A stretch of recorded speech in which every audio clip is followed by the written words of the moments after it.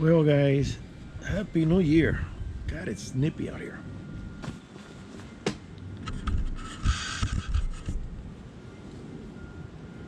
So, in my last video, I think I did mention that I was thinking of moving out of state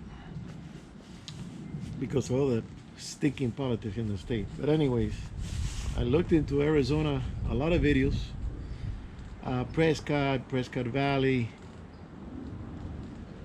Sedona, Phoenix, Flagstaff. Well, Flagstaff, they get in the winter an average of 102, 103 inches of snow a year. And the lady says, oh, within a week it's all melted. Well, that's bull because 103 inches is about 8 feet and a half. Snow is not going to melt in a week, 8 feet and a half high. So last thing I want to do at this age is start shoveling snow, having accidents in the snow. So Flagstaff is okay for the summer, not for the winter. Then Sedona, I've been there also. Sedona is very nice, very pretty, but expensive as hell. A house there goes from $1.5 million to $3 million to $25 million. So Sedona is out. Then I looked at Phoenix. I got a friend that he says he's thinking of going to Phoenix. A lot of people saying that Phoenix last summer had about 3 months straight of 105, 110 degree weather. Sometimes it goes 115, even 120.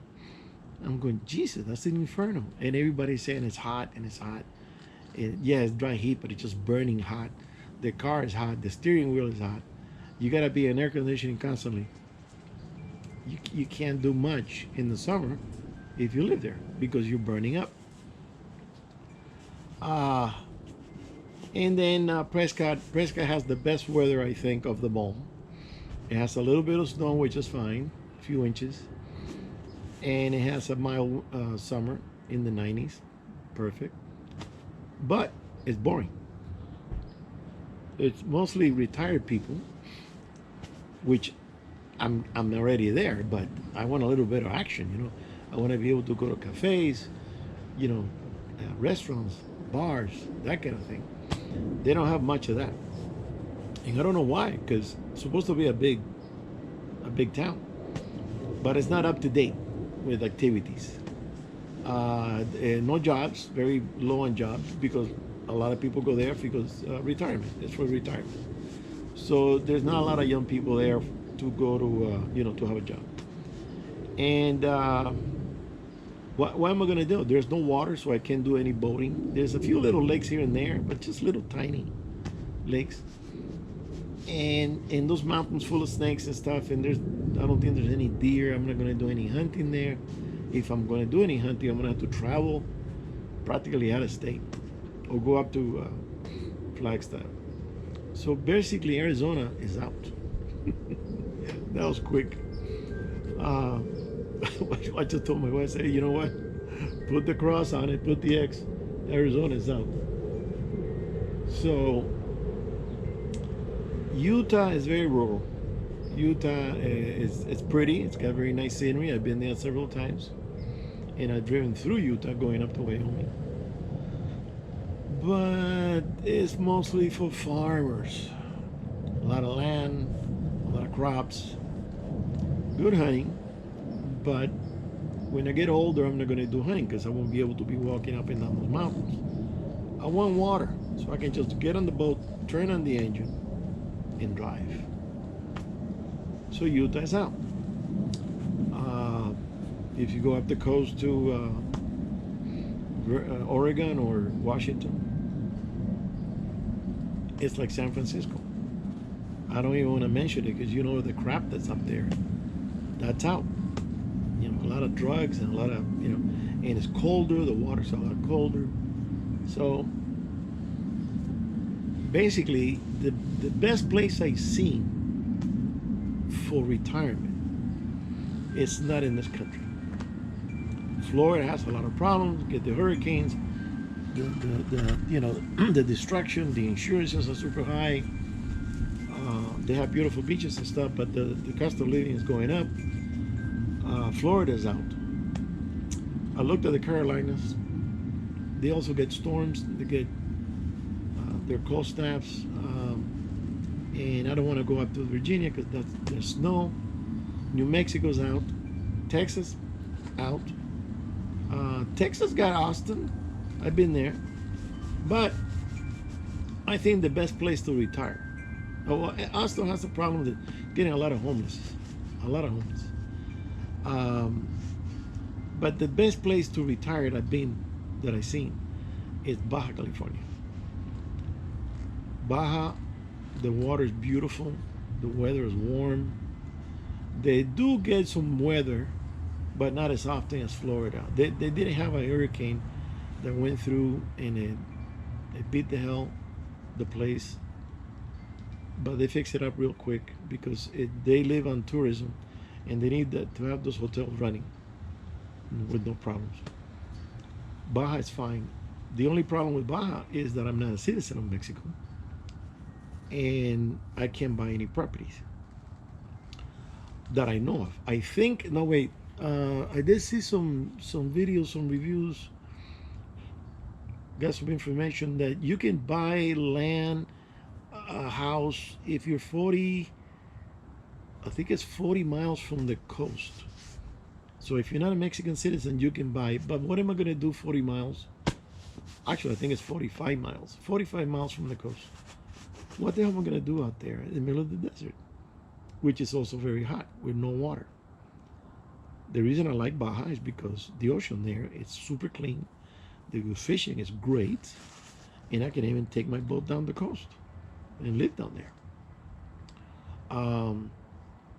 So I can't buy anything unless I'm rich, and then I can pay some official under the table, and like these movie stars that they have houses right there on the coast, right there basically on the edge of the beach.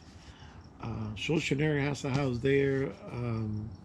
Tom Cruise has a house there. I think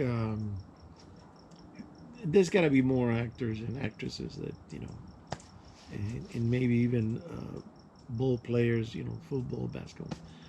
You need to have a lot of money to have a house on the beach in Mexico. And then there's the other issue that if, let's say you move there and people start looking at you and say, this guy's not Mexican. Because they know. And if they find out where you live, one day you go there and the house is empty. They cleaned it out. Because it's happened to people I know.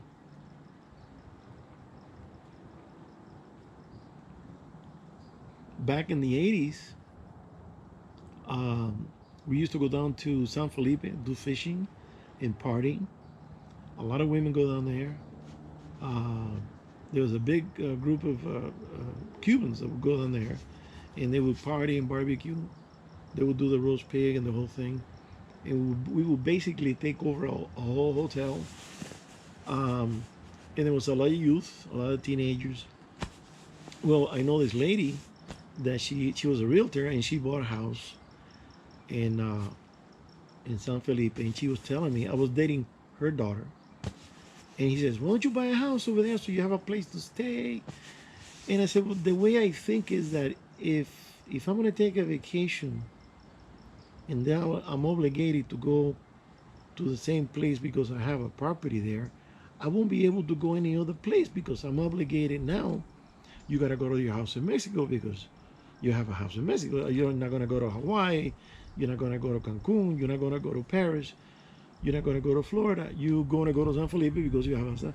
So I said, no, I don't want to buy a house down there. But what happened to her, she went and furnished it and the whole thing. One day she went on a summertime. The house was cleaned out. And in some instances, you go there and you got other people living in your house and they say, this is my house. Get out of here. And they kick you out. And the law is going to go against you because you're not Mexican. So to buy a property down there. Now, I think you can buy a condo. That's possible. You don't want to buy a house anyways because the upkeep and everything. You buy a condo, you got the beach there, and if you want to go fishing, you rent a boat and go fishing. You don't need to own your own boat, or if you do, you get a small panga. Is what they have there, like 19, 20 footers with a small engine, and just drive and do your thing, do your fishing.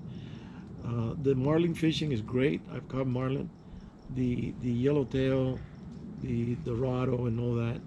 It's beautiful. Papa. So as far as the weather is concerned, it's warm. The winters are mild. They do get some rain, but it's not like Florida. I called my friend to wish him a Merry Christmas, and he says, it's 50 degrees, it's raining, and there's a cold front coming. And I said, wait a minute, it's 50 degrees and there's a cold front coming in? How cold is that going to get? Florida gets super cold, colder than here. And it gets into your bones because of the humidity. There's a lot of water, groundwater in